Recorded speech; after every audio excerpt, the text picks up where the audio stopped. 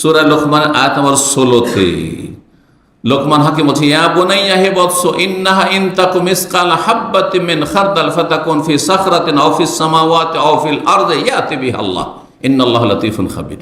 ইয়া বুনাইয়া, হে বৎস, ইন্নাহা in তাকু মিসকাল হাববাতিন মিন খারদাল, একটি সরিষার দানাও যদি হয়, সরিষা দেখেছেন তো, সরিষার দানাও যদি হয়, আর সেটি ফাতাকুন ফি সাখরাতিন, কোথাও পাহাড় পর্বতে যদি পড়ে থাকে, পাহাড় পর্বতে কোথাও পাহাড় পাথরের উপর পড়ে আছে, আফিস সামাওয়াতে, অথবা আকাশে একটা সরিষার দানা পড়ে আছে, আফিল আর, অথবা ভূগর্ভে ভূপৃষ্ঠে কোনো দুনিয়াতে পড়ে আছে একটি সরিষার দানা, এখানে পড়ে থাকলে অনেক সময় নজরে আসে না, সেটা কোথায় আকাশে, কোথায় জমিনে, কোথাও পাহাড় পর্বতে পাথরে কোথাও পড়ে আছে, ইয়াতি বিহাল্লাহ, সেটিকেও আল্লাহ হাজির করতে সক্ষম।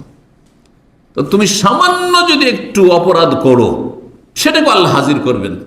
হ্যাঁ, তোমার গুনহান আমল নামাতে সামান্য একটা নেকি করেছো, কোন মানুষ জানতে পারেনি, লুকিয়ে আপনি 4 আনা দান করেছেন, ওইটাও আল্লাহ হাজির করবেন।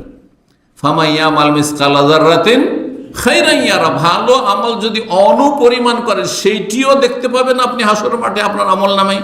ওমাইয়া মাল মিসকালা যাররাতিন শাররান ইয়ারা, কোন মন্দ কাজে সামান্য একটা ভুল করেছেন, ভুলেই গেছেন, কত ভুল করে আমরা ভুলে গেছি, কিন্তু আল্লাহ সেটাকে নিয়ে আসবেন ইয়ারাহু, সেটাও আপনি আমি দেখতে পাবো যে আরে অমুক দিনে এই কাজটা করেছিলাম, তো ভুলেই গেছি যে অপরাধ করেছিলাম। তো এই শিক্ষা লোকমান হাকিমের তরবিয়ত থেকে পাওয়া যায়। ছেলে মেয়েদেরকে কি তরবিয়ত করবেন তাহলে? দেখো বাবা, হয়তো আমি দেখলাম না, তোমার মা দেখলো না, বা তোমার ভাই বোন কেউ জানতে পারলো না, কিন্তু তুমি একটা অন্যায় কাজ করলে, একটা অন্যায় কথা বললে, একটা টাকা বা মায়ের কাছ থেকে চুরি করে নিয়ে চলে গেলে, অথবা বাবার মানিব্যাগ থেকে চুরি করে নিয়ে চলে গেলে, অথবা কারো পাশের বাড়ি থেকে নিয়ে চলে আসলে, ইয়াতি বিহাল্লাহ, আল্লাহ হাজির করে হাসর মাঠে জবাব দিতে হবে, জাহান্নামে যেতে হবে। সেই জন্য এই যে শিক্ষা, তাহলে আপনার ছেলে কখনো চোর হবে না, ডাকাত হবে না, বেঈমান হবে না, আত্মসাৎকারী হবে না, কারো টাকা মেরে খাবে না, কারো হক নষ্ট করবে না। জি, এই তরবিয়ত ছেলে মেয়েকে করতে হবে যে আমি না জানলে কি হবে, তুই বাবাকে ভয় করছো, মাকে ভয় করছো, বড় ভাই বোনদেরকে ভয় করছো যে মারধর করবে, বকাবকি করবে, আর আল্লাহকে ভয় করো না। আমরা তো জানতেই পারলাম না, কিন্তু আল্লাহ তো জানলেন। এই শিক্ষা দিতে হবে ছেলে মেয়েদেরকে। 4 নম্বর তরবিয়ত হচ্ছে, সেটি হচ্ছে ফরজ ওয়াজিব ইবাদত বন্দেগীতে যেন কোনো ঘাটতি না থাকে, আর তার উপরে অতিরিক্ত যত নফল করবেন তত বেশি ভালো, যত সুন্নত করতে পারে তত ভালো। 17 রাকাত ফরজ নামাজ দিন রাতে, তাতে যেন কোনো ত্রুটি, ফজরের 2 রাকাত ফরজ, এতে যেন কোনো ঘাটতি না হয়, সূর্য উঠাবেন না। আর তারপরে সুন্নত যে 10-12 রাকাত রয়েছে সেটাও যথাসাধ্য পালন করবেন। এছাড়াও তাহাজ্জুদ পারলে আরো ভালো, এছাড়া সালাতুল দুহা, চাস্তের নামাজ পারলে আরো ভালো, নফল পড়তে পারলে আরো বেশি ভালো। এই শিক্ষা কোথাতে পাওয়া গেল? সূরা লোকমানের আয়াত নম্বর 17, আয়াত নম্বর 17-তে আল্লাহ কি বলছেন? বলছেন লোকমান হাকিম, ইয়া বুনাইয়া, হে বৎস, আকিমিস সালাহ, নামাজ কায়েম করো, আকিমিস সালাহ, নামাজ কায়েম করো। কারণ নামাজি হয়ে গেলে যাকাত অবশ্যই দেবে, নামাজি অবশ্যই রোজা রাখবে, সত্যিকার নামাজি অবশ্যই হজ উমরা করবে, কিন্তু অধিকাংশ উমরা হজকারী বেনামাজি, অধিকাংশ দান সাদকাকারী বেনামাজি। রমজান মাসে যারা রোজা রাখে গোটা বছর নামাজ ছাড়ে অধিকাংশ, ঠিক কিনা? এই জন্য আল্লাহ নামাজের কথা বলেছেন, কারণ নামাজ ঠিক, সব ঠিক। নামাজ ঠিক থাকলে বাকি ফরজ অবশ্যই ঠিক হয়ে যাবে। আকিমিস সালাহ, এই উপদেশ আল্লাহ রাব্বুল আলামিনের লোকমান হাকিমের ভাষায় বা তার উপদেশ থেকে আল্লাহ রাব্বুল বর্ণনা করেছেন। তারপরে 5 নম্বর তরবিয়ত, 5 নম্বর তরবিয়ত এই আয়াতে রয়েছে, সূরা লোকমানের আয়াত নম্বর 17-তে রয়েছে। আকিমিস সালার পরে কি রয়েছে? ওয়া আমর বিল মারুফ ওয়া নাহি আনিল মুনকার ওয়াসবির আলা মা আসাবাক। সেটা হচ্ছে আপনি যে নিজে ভালো হলেন, হ্যাঁ, নামাজের মাধ্যমে, ফরজ ওয়াজিব আদায় করার মাধ্যমে, হারাম নাজায়েজ থেকে বেঁচে থাকার মাধ্যমে অন্যদেরকে ভালো বানাবেন না। অন্যদেরকে ভালো করলে কি করতে হবে? ভালো কাজের উপদেশ দিতে হবে, অন্যায় কাজে বাধা দিতে হবে, দ্বীনের দাওয়ার কাজ করতে হবে, মানুষকে ভালো পথে আহ্বান করতে হবে। এই জন্য আল্লাহ বলছেন লোকমান হাকিম ভাষায়, আকিমিস সালাহ, নামাজ কায়েম করো, ইবাদত বন্দেগীর কথা হয়ে গেল। ওয়া আমর বিল মারুফ, ভালো কাজের উপদেশ দাও, অন্যায় কাজে বাধা দেবে।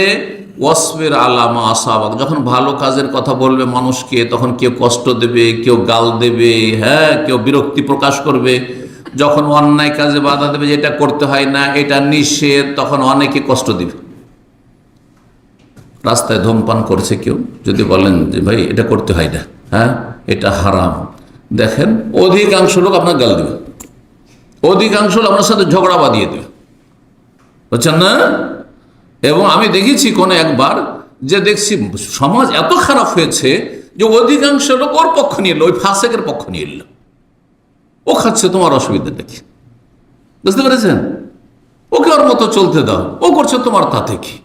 আউযুবিল্লাহ। এইটা নয় যে না তুমি অন্যায় কাজ করছো, তুই ঠিক আছে ধূমপান করো, বিশেষ জায়গায় করো, এখানে করছো, আশেপাশের লোকে কষ্ট দিচ্ছ, দোকানপাটে তোমার এই ধূমপানের গন্ধ ঢুকছে, অথবা গ্যালারিতে ঢুকছে, লিফটে গন্ধ হচ্ছে, তুমি এখানে কেন খাচ্ছ, এই কথা বলার কেউ নেই। আউযুবিল্লাহ। মানুষের স্বভাব কত খারাপ হয়েছে চিন্তা করো। এটা মুসলিমদের কথা বলছে না, মুসলিমদের অধিকাংশ এরকম হয়েছে, খারাপ লোকের সঙ্গ দেনেওয়ালা লোকের সংখ্যা বেশি। তাহলে এই জাতিকে আল্লাহ কি করে সম্মানিত করবেন? এই জাতি কেন কাফেরের গোলামি করবে না? কখন কাফের গোলামি থেকে মুক্তি পাবে? যখন শয়তানের গোলামি থেকে মুক্তি পাবে, তখনই কাফের গোলামি থেকে মুক্তি পাবে। আর এই শয়তানের গোলামি যদি করতে থাকে, বাতিলের সাথ দেবে, পাপীর সাথ দেবে, অন্যায়কারীর সাথ দেবে, আর ভালো মানুষের সংখ্যা কম, ভালো মানুষের সমর্থক কম। তাহলে দাওয়াইল আল্লাহর কথা হয়ে গেল। এই মর্মে নবী সাল্লাল্লাহু আলাইহি ওয়াসাল্লাম, সহিহ বুখারী মুসলিমের হাদিস, একটা লোক, বেশি না, আপনারা যদি একটি লোককে হেদায়েত করতে পারেন। আর আমি বলি যে সাধারণ মানুষের জন্য আপনাকে দূরে যেতে হবে না, আপনি আপনার নিজের বংশ, বাবার বংশ আর মায়ের বংশ, সবাই কিন্তু ভালোবাসে। যদি তারা খারাপও হয় তবু আমাকে ভালোবাসে। হ্যাঁ, আমার বাবার বংশের লোকেরা আর আমার মায়ের বংশের লোকেরা প্রত্যেকেরা আপন আপন জায়গা থেকে ভালোবাসে, ঠিক কিনা? যদি আপনার সাথে মতের মিল না, তবু ভালোবাসবে, কিন্তু কিছু ব্যতিক্রম হবে হয়তো কট্টর, কিন্তু অধিকাংশ লোকের একটা কি আছে, মায়া আছে, হ্যাঁ, যেটা আমাদের লোক, আমাদের ছেলে। সুতরাং আপনি এখানে দাওয়ার কাজ করুন, আপনি মানুষকে হেদায়েত করার চেষ্টা করুন।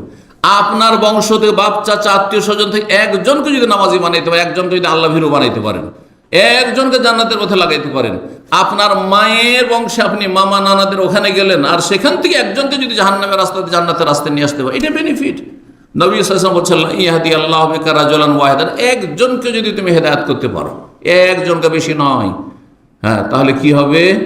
হ্যাঁ, লা ইয়াহদি আল্লাহু বিকা রাজুলান ওয়াহিদান খায়রুল লাকা মিন হুমরিন নাম। লাল উট আরবদের সেই যুগে সবচেয়ে দামি মূল্যবান সম্পদ ছিল। যেমন আজকাল সবচেয়ে দামি গাড়ি যেটা হইতে পারে, সেই রকম ছিল লাল উট আরবদের কাছে সে যুগ, কারণ উটের বাহন ছিল মরুভূমির জাহাজ। তো লাল উটের চাইতে উত্তম হচ্ছে একজন লোকের হেদায়েত, কারণ একজন লোক হেদায়েত হইলে সে তোমার ওসিলাতে জান্নাত গেল, এবং সে যতগুলি নেকি করবে, এক ভাগ করে নেকি তোমার আমলনামাতে অ্যাড হইতে থাকবে, হ্যাঁ, যোগ হইতে থাকবে। পক্ষান্তরে লাল উট নিয়ে করবেটা কি? তুমি লাল উট দুনিয়া পর্যন্ত মরে গেল, লাল উট শেষ, আর তোমার আগে লাল উট মরে গেলেও শেষ, ঠিক কিনা? দুনিয়ার কোনো মূল্য নাই, আজ আছে কাল নেই। 6 নম্বর সর্বশেষ তরবিয়তি উপদেশ লোকমান হাকিমের ছিল চরিত্রবান হওয়া। চরিত্রবান হওয়া, এই মর্মে সূরা লোকমানের আয়াত নম্বর 17 থেকে 19 কয়েকটি বিষয় বর্ণনা করেছেন আল্লাহ রাব্বুল আলামিন লোকমান হাকিমের ভাষায়। সন্তানকে সম্বোধন করে, ওয়ালা তুসাইর খাদ্দাকা লিন-নাস, মানুষের সাথে দেখা হইলে মুখ বাঁকা করে কথা বলিও না। আপনার সামনে কেউ এসছে, আর যদি কথা বলেন আপনি এরকম হয়ে থাকেন, ওর দিকে চোখে না তাকান, তো বলে অহংকারী, বলবে না? বা আমার সাথে কথা বলতে চাই না, কি আমার উপরে তার অভক্তি অনীহা আছে নাকি? এর ব্যবহার কেন এত খারাপ? যদি মুখটা ঘুরিয়ে নেন, কার সাথে দেখা হইলে এদিকে সামনে, আর চট করে মুখটা ঘুরিয়ে নেন, কীভাবে? যে আমার সাথে শত্রুতা আছে, হ্যাঁ, জি, ভুল বুঝবেন। অথবা আসলে আপনি এরকম ওয়ালা তামশি ফিল আরদি মারহা, আর রাস্তায় চলাফেরা করলে দাম্ভিকতার সাথে চলাফেরা করিও না। এমনভাবে চলছে না, একবারে মেজাজ নিয়ে দাম্ভিকতার সাথে, দেখে মনে হচ্ছে লোকটি অহংকারী। হ্যাঁ, আপনার লেবাস পোশাক অথবা চাল চলন দেখে, চলাফেরা দেখে বোঝা যাচ্ছে আপনি বড় দাম্ভিক। ইন্নাল্লাহা লা ইউহিব্বু কুল্লা মুখতালিন ফখুর, আল্লাহ অহংকারী দাম্ভিককে ভালোবাসেন না। তারপরে আল্লাহ বলছেন এক নম্বর বলছে ওয়াকসিদ ফি মাশিয়াকা, চলার সময় মধ্যম পন্থা অবলম্বন করো। রাস্তায় হাঁটবেন একবারে দুর্বল রুগীর মতো হাঁটবেন না, যে দেখে মনে হয় রুগী, হ্যাঁ, যে আপনার জন্য হুইল চেয়ার আনতে হবে হয়তো। আর আপনি এমন দাম্ভিকতার সাথে চলবেন না যে মানুষকে মনে করছেন না মনে হচ্ছে, এমনটা করবেন না। ওয়াগযুদ মিন সাউতিক, আর আস্তে কথা বলা, চিৎকার করে কথা বলিও না, উচ্চ স্বরে কথা বলিও। সামান্য কিছু হইলে একবারে আওয়াজকে এত উঁচা করে দিয়ে মনে হচ্ছে ঝগড়া করছে। কিছু লোকের জন্মগত এরকম স্বভাব, চিল্লে কথা বলা, যার ফলে মনে হচ্ছে একটু দিয়ে ঝগড়া লেগে দিচ্ছে। মহিলা হোক অথবা পুরুষ হোক, আস্তে কথা নেই। এতে বোঝা যায় যে এই লোকটির ব্যবহার ভালো না, আচার আচরণ ভালো না। কারণ ইন্নার আনকারাল আসওয়াতিল্লা সাউতুল হামির, যদি আওয়াজ উঁচা করা খুব ভালো কাজ হইতো তাহলে গাধার আওয়াজ এত উঁচা হইতো না। সবচাইতে খারাপ আওয়াজ আল্লাহ বলছেন কার আওয়াজ? গাধার আওয়াজ। তো গাধার মতো যাতে করে তোমার চিৎকার না হয়, হই হুল্লোড় না হয়। আল্লাহ রাব্বুল আলামিন আমাদেরকে চরিত্রবান হতে বলেছেন। রাসূলুল্লাহ সাল্লাল্লাহু আলাইহি ওয়াসাল্লাম অনেক হাদিস রয়েছে চরিত্র সম্পর্কে আমাদের আলোচনাও রয়েছে। একটি হাদিস শুধু শুনিয়ে দিই, হাদিসটি সহিহ বুখারী। ইন্না মিন আহাব্বিকুম ইলাইয়া, তোমাদের মধ্যে সবচেয়ে প্রিয়জন আমার, নবী সাল্লাল্লাহু আলাইহি ওয়াসাল্লামের সবচেয়ে ভালোবাসার পাত্র। ওয়া আকরাবুকুম মিন্নি মাজলিসান, এবং আমার সবচেয়ে কাছের প্রতিবেশী। নবী সাল্লাল্লাহু আলাইহি ওয়াসাল্লামের কাছাকাছি জান্নাতে জায়গা পাবে কে? ইয়াউমাল কিয়ামতের দিনে আহসানুকুম আখলাকান, যাদের চরিত্র যত বেশি ভালো, যাদের চরিত্র যত বেশি ভালো, চরিত্রবান ব্যক্তি রাসূলুল্লাহ সাল্লাল্লাহু আলাইহি ওয়াসাল্লামের প্রতিবেশী হবে, রাসূলুল্লাহ সাল্লাল্লাহু আলাইহি ওয়াসাল্লামের প্রিয়জন হবে। আল্লাহ এই দলে আমাদেরকে শামিল হওয়ার তৌফিক দান করেন।